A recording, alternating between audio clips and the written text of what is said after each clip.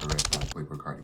Just as a quick starter, I listened to the album 5 times now, and it grew on me every single time I listened to it. Well, it grew on me 3 times at least. The first time I listened to it, I gave it a 4 out of 10. I didn't really like it. Second time I listened to it, I gave it like a 6.5, 6.6. And then now, I'm giving it a 7 out of 10. To start off, the album cover, I did not like the album cover whatsoever. It looked like something I'd get off of Hot Topic. And it's a new Carti. We all have to get used to it. He's probably going to do more of this. You know, this is probably the sound that he wants. It's probably the sound that he's comfortable with, considering the fact that he released the album. And he just needs to work on this craft, and he needs to solidify this sound and perfect it. Then from the TikToks I've seen and from the memes, people on both sides are weaponizing their arguments. On the I love the album side, you know, people are saying this is Carti's magnum opus. They're saying that this is a 10 out of 10, and they're like, oh, the real Carti fans like this album, the fake Carti fans don't. And I hate that whole real fan, fake fan thing. It doesn't mean anything. They're also saying that within a month or so, it's gonna grow on people. Already grow on me too, so I do totally agree with that. For the against, people are just overreacting. People are saying it's 0 out of 10, a whole lot of red in my ears. You know, people are just trying to be funny. The jokes are being overused, so it's not even funny anymore. Come up with new jokes. For album to be 0 out of 10, that means every single song was bad, and there wasn't that many songs that they were bad. New sound that Carti is introducing to us, of course people are not gonna like it. You know, it's the same thing with Kanye West's Jesus. And like I said before, he literally just has to perfect his craft.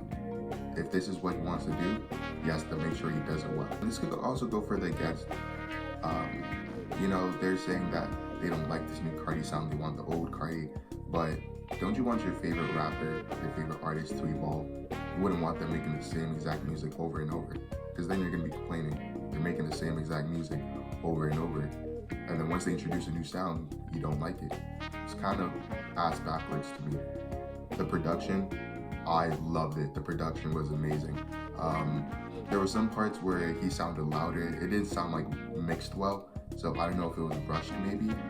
I'm not really sure about that. I'm not a producer, so any producers out there, you can comment below if there was anything wrong with the producing of the album. But to someone that doesn't produce music, it sounded really good to me. My favorite songs include Slayer, Vamp Anthem, New Neon, Control, Punk Monk, On That Time, King Vamp, Place, Sky, Over, I Love You, I Hate You, Not Playing, which is half of the album.